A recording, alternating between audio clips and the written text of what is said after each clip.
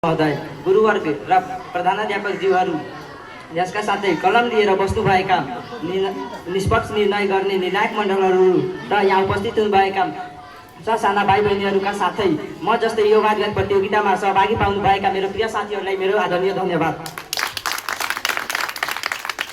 आज यो हाम्रो विद्यालयमा भइरहेको वादविवाद प्रतियोगितामा मैले धनभन्दा ठुलो विद्या हो भन्ने पक्षतर्फबाट बोल्न पाउँदा मलाई निकै खुसी लागिरहेको छ र यस अवसर प्रदान गर्नका लागि विद्यालयलाई मेरो तर्फबाट निकै धेरै धन्यवाद।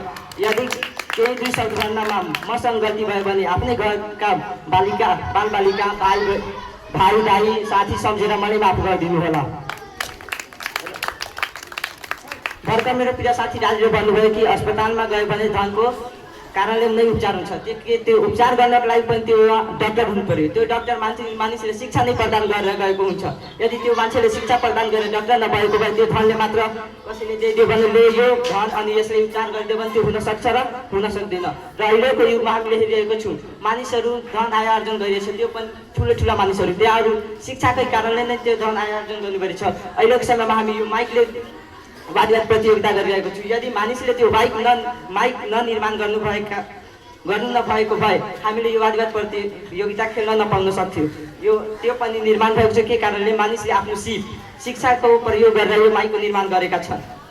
यस्ता र हामीले आफ्नो अहिलेको समयमा हेर्छु भने यहाँहरू सरहरू पनि यसमा कार्य गर्नुहुन्छ कि यदि उहाँहरूमा त्यो शिक्षा स्किल गुण भएन भने उहाँहरू के यहाँ काम गर्न सक्नुहुन्थ्यो नि। र यसका साथै हामी प्राचीन कालमा हेर्न सक्छौँ शिक्षा नभयो भने मानिसहरू अहिले ढुङ्गे युगमा हुन्थ्यो। शिक्षाको कारणले उहाँहरू ढुङ्गे युगबाट कलियुगमा परिवर्तन भएका छन्। यसका साथै के पृथ्वीनारायण शाह हाम्रो नेपाल राष्ट्र 2224मा विभाजित थियो। यदि उहाँले आफ्नो बुद्धि नपुर्याउनुहुन्थ्यो, शिक्षा नपुर्याउनुहुन्थ्यो कि नेपाललाई एकीकरण गर्ने, एउटा सिङ्गो नेपाल बनाउने, 2224 राज्यलाई मिलाएर एकीकरण गरेर एउटा सिङ्गो नेपाल बनाउने, यदि नभएको उहाँले बुद्धि आफ्नो प्रयोग गरेर नगर्नु भएको भए यो हुन सम्भव थिएन। यसका साथै धन ठुलो हो। त्यो धन हामीले भन्दाखेरि के छ धन त्यो पनि त हाम्रो शिक्षाबाट नै आएको छ। धन हामीले पैसामा पनि हेर्न सक्छौँ भने त्यसमा 100, 1000, 50 त्यो सबै लेखेको हुन्छ। त्यो यदि शिक्षा नभएको भए त्यो धन पनि निर्माण हुन्थेन र धन पनि निर्माण हुन्थेन। त्यसमा को त्यो 100, 50 त्यो पनि शिक्षाबाट नै आएको हो। र यसका साथै हामीले विश्वभरिमा यदि धन भयो हामीनिर कसैसँग बोल्ने शैली, कससँग कसरी बोल्ने, कससँग कसरी नबोल्ने त्यो हामीनिर भएन भने हामी के धनले मात्र हुनसक्छ। हामीले सरहरू या आफूभन्दा ठुलाहरूलाई आदर गर्नुपर्छ। यो पनि त हामीले विद्यालयबाट नै सिक्छौँ नि। र धेरै म हेऱ्यो कि साथीभाइहरूले भन्नुभयो कि धन भएन भने हामी शिक्षा प्रदान गर्न सक्दैनौँ, प्राप्त गर्न सक्दैनौँ। किन प्राप्त गर्न सक्दैनौँ? हामीले अहिलेको समयमा हाम्रो नेपाल राष्ट्रले गभर्मेन्ट विद्यालयको व्यवस्था गरिएको छ कि गरिब मानिसहरू जसँग धन छैन त्यो पनि शिक्षा आर्जन गर्न सकोस्, त्यो पनि शिक्षा आर्जन गर्नुहोस्। यदि धन नै ठुलो हुन्थ्यो भने घरका बालबालिकाहरूलाई मानिसहरूले विद्यालय नपठाएर त्यसलाई कुनै कार्यमा लगाउँथ्यो कि तिमी जा मलाई धन कमाएर शिक्षा प्रदान गर्न पठाउनुहुन्थ्यो त।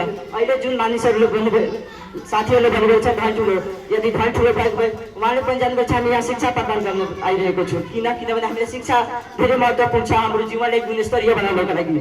किनभने पछि गएर हामी बढी आय आर्जन गर्छौँ। त्यो धन नभयो भने हामी सानो कार्यहरू गर्छौँ। सानो कार्य गऱ्यो भने धेरै कठिनाइको सामनामा हामीले आफ्नो जीवन विस्तार गर्नुपर्छ। तर त्यो हामीले राम्रो भएन। हामीले जीवनमा आएको छु भने हामीलाई केही आफ्नो जीवनमा केही गरेर केही नाम गरेर जाने हो।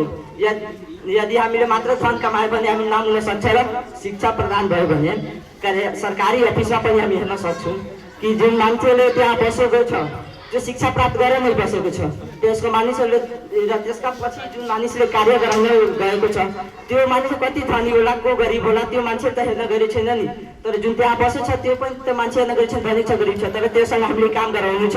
किनभने त्यसको निर शिक्षा छ, त्यो हाम्रो कार्यहरू गर्न सक्छ।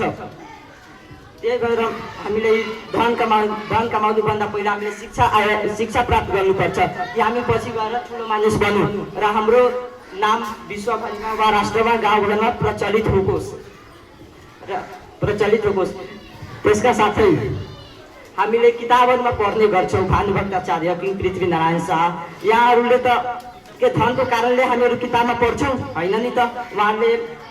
उहाँहरूको बानी व्यवहार राम्रो थियो, उहाँहरू शिक्षा प्राप्त गर्नुभएको थियो। उहाँहरूले धनलाई छाडेर हामी शिक्षा सम्बन्धित केही हामीले सुझाव दिएर जानुभएको छ। गौतम बुद्धले पनि हामीले केही दिएर जानुभएको छ शिक्षा कि हामीले शान्तिसँग रहनुपर्छ, कसैसँग झैझगडा गर्नु पर्दैन, समाजमा राम्रोसँग बानी व्यवहार बसालेर बस्नुपर्छ।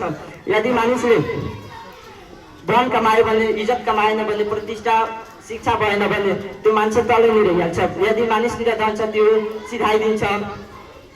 सिधिहाल्छ भने त्यसको मान्छेको पहिचान गर्न सकिँदैन हामी। तर शिक्षा छ भने त्यसको निर धन सम्पत्ति नभए शिक्षा छ भने त्यो धेरै कुरा प्रदान गर्न सक्छ, आफ्नो नाम प्रदान गर्न सक्छ।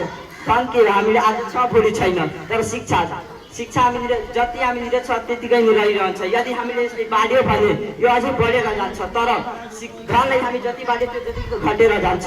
त्यही भएर शिक्षा र धनको कुरामा हामीले जहिले पनि शिक्षाले महत्त्वपूर्ण बढी मानेका छौँ।